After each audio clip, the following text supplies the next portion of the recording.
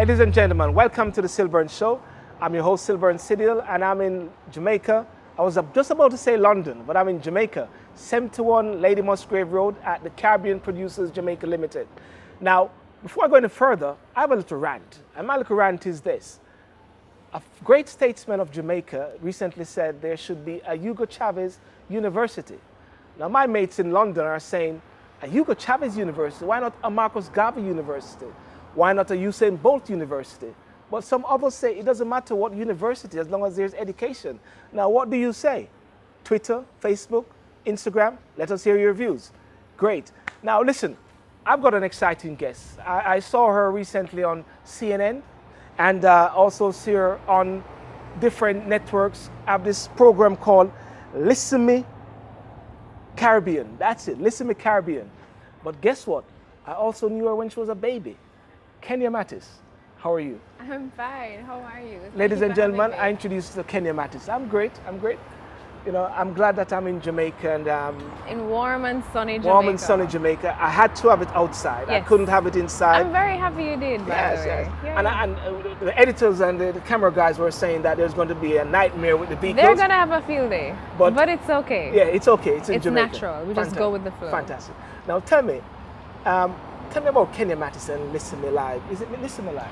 So, Kenia Mattis, that's me. Yes. I am the co-founder of a startup. We started just under 2 years ago. Yes. And it's called Listen Me Caribbean. Listen Me Caribbean. And Listen Me Caribbean is a digital media production company. Okay. But we focus on Caribbean content. Okay. And we wanted to tackle the issue of how to transform traditionally mundane content into something that's exciting.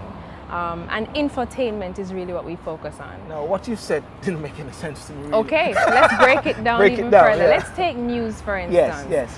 Especially for persons in the diaspora. Yes. Sometimes you dread hearing what's going to come up next on the evening news when it's about Jamaica. Yes. But we, at the same time, we want to keep persons informed. We want kids to grow up and to know what's happening around us in our country. Yes. So we said, why not let's tackle the really hard prospect of news, which can sometimes be less palatable than we like, and make it into something exciting. Yes.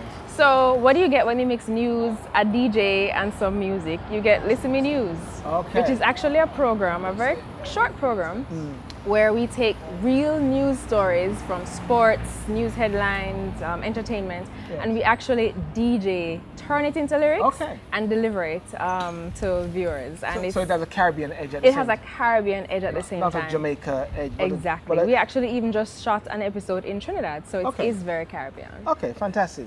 Now, you gained recognition recently when you were featured on CNN and Passion to Portfolio, a growing trend amongst the generation.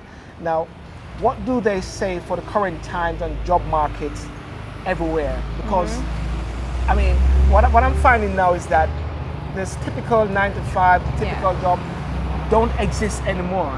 What does that say? I always encourage everyone now who is, in school, trying to think of what they want to do next, to really tap in on your passion and what it is that you want to do. Because, as you rightfully say, the job market is not what it used to be. Even when I graduated from college, everyone has a degree. But what makes you special is that you love what you're doing so much that you're willing to do anything you can to become the best at it. You know, one of your family, her name is Kenia Mattis. She's a makeup artist in Canada, actually. I was in Jamaica, I was in Sentan, and she said, let your passion be your paycheck.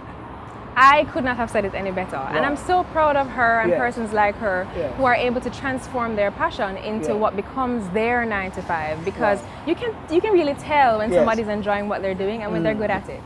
Now, tell me now, Jamaica. Yes. Vibrant. Jamaica do not have a dole system. Jamaica do not have a benefits cap where people who are struggling.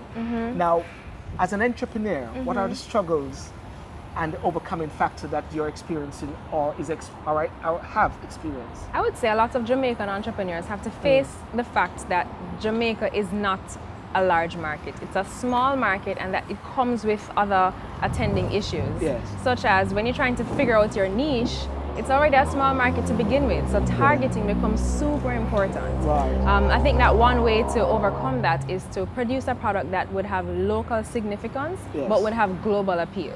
So whatever we do, which is what we do at Listen Me Caribbean, we want to make sure that although it has that authentic Caribbean flavor, we're not just going to limit ourselves to the local market, because that would really stymie what our growth would Somebody said they call it glow local. Yes, Is exactly. it you? I don't know where I saw it. Something about glow local. Pretty much. You globally, but with a local. And think locally as well. And people everywhere love Jamaica and love our culture and love who we are. So why not package that, you know, and take advantage of it? I mean, the diaspora, for argument's sake, I mean, it is one thing whereby, one of the reasons why I reached out to you as well is that the diaspora is also very much engaging. Yes. I mean, the diaspora conference recently.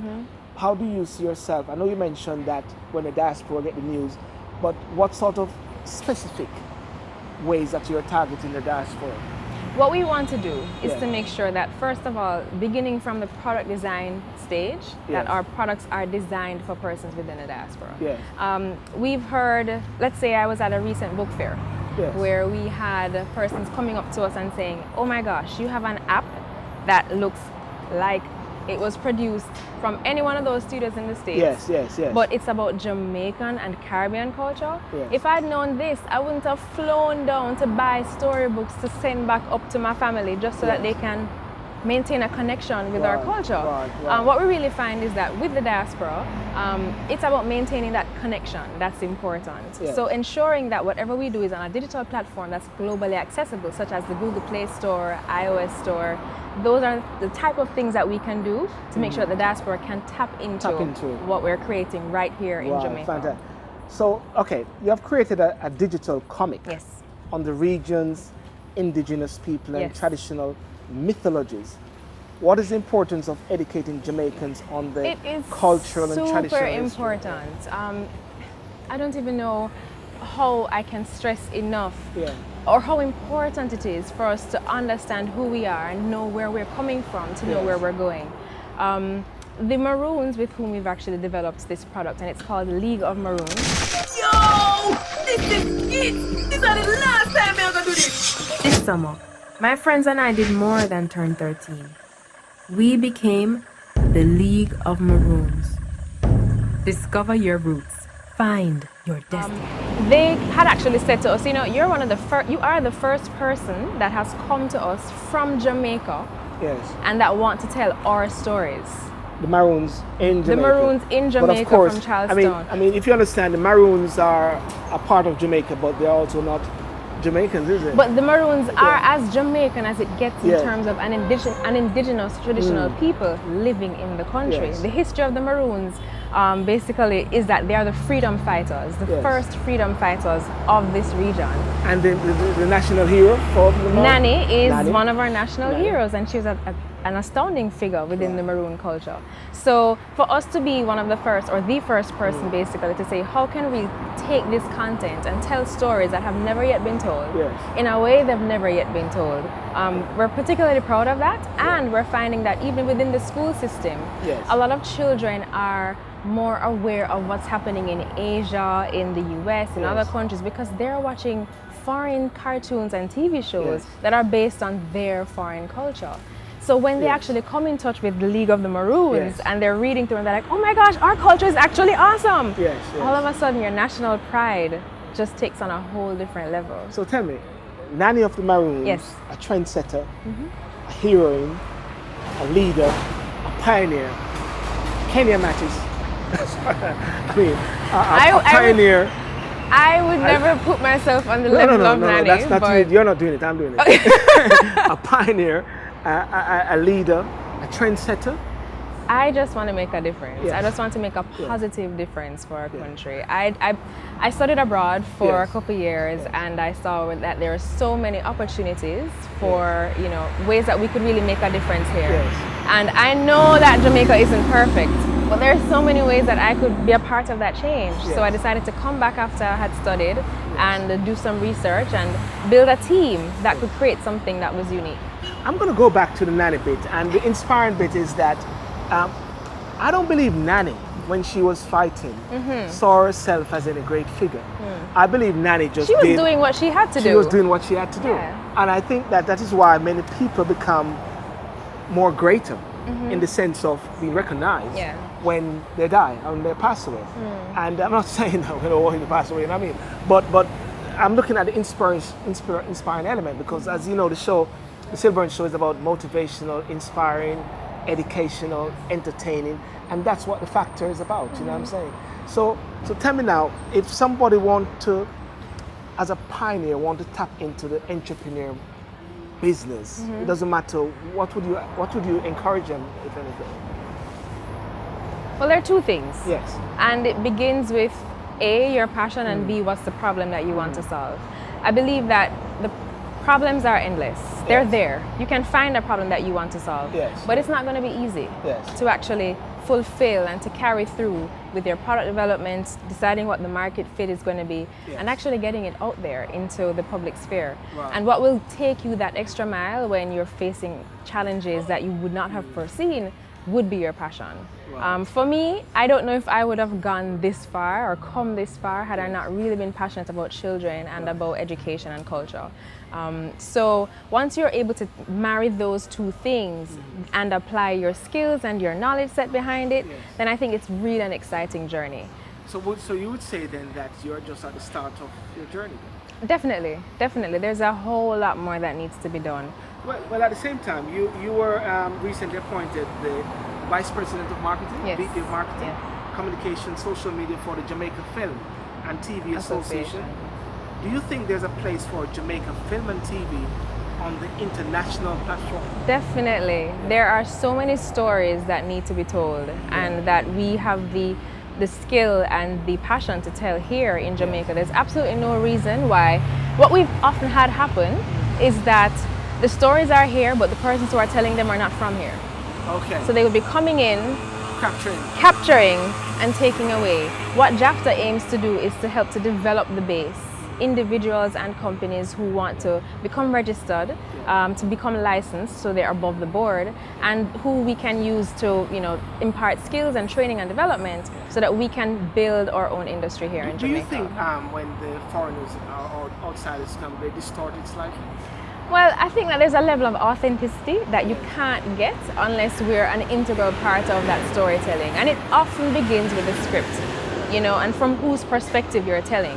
What would happen sometimes, and I think that it may or may not be a good thing, is that there are stereotypes that exist. Right. So how much are we going to give credence to stereotypes versus being able to dispel them and have our show right here in the middle of bustling Kingston with cars? Awesome. Exactly, Awesome. but this is real, Yes, it's authentic. So tell me then, when are you coming to the UK? Oh my gosh. So first the of all, say you got to come to the UK. First of all, UK is definitely on the agenda, because everything that we're building is actually geared toward markets just like the UK. It's geared toward the UK market. I think that there are many things that we can do in collaboration with content producers in the UK, with the League of Maroons, with Listen Me News, with the content that we're developing, and that once it's packaged the way that it is packaged now, the sky is really the limit. So we're really looking forward to tapping into that market. I mean, Black History Month is in October. Yeah. And that is an area which people are tapping in. I mean, in the UK now, you've got many persons sometimes wanting to tap into their roots. Yes. I had a discussion. That's the exciting thing about Jamaica. The cars are waving to us. Someone had a discussion this morning, and we're trying to say, how can the UK Black community come together? And I said to the person that what is happening in the UK in the Black community is that many people come from different backgrounds, i.e. the Caribbeans come from a slave mentality background, of course emancipated, of course coming back from a history of richness, but there it was hijacked by the slave people. Another person coming from Nigeria, from Ghana or from Somalia has never experienced slavery. So therefore one needs to bridge or come to find a common denominator. So there's a massive work that needs to be done. And there are so many similarities between, a lot of times we Jamaicans think of the diaspora as being the UK. But we need to remember that we are a diaspora of Africa as well, of the continent. So there's so many linkages that with just telling our stories authentically, that we can help to bridge those gaps.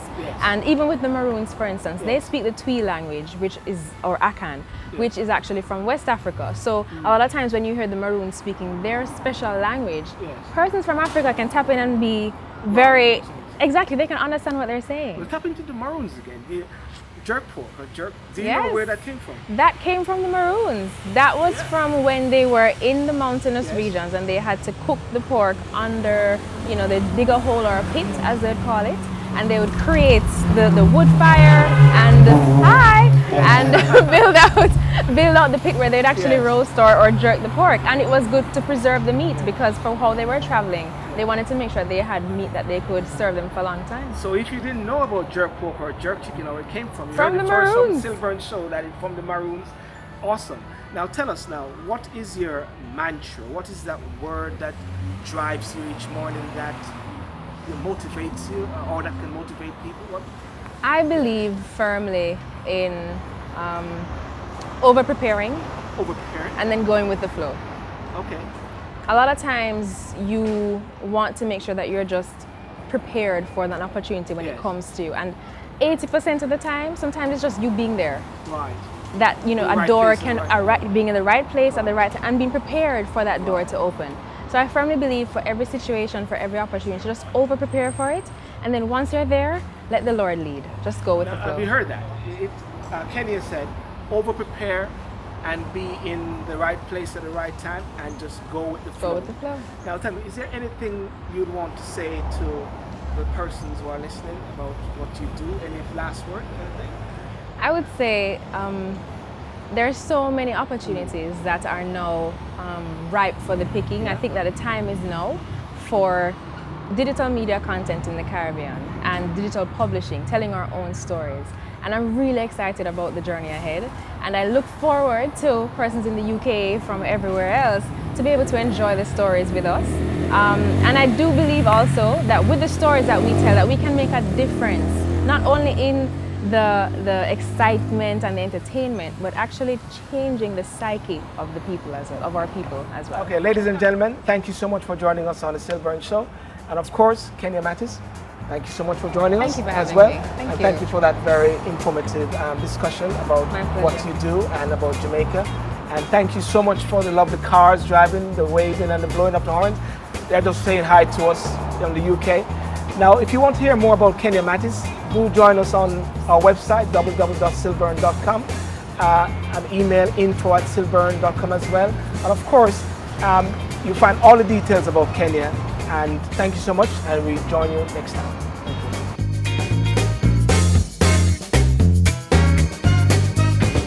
Hi, I'm Kenia Mattis of Listen the Caribbean Limited, and I'm excited to be on the SYLBOURNE Show. So tune in, catch us next time.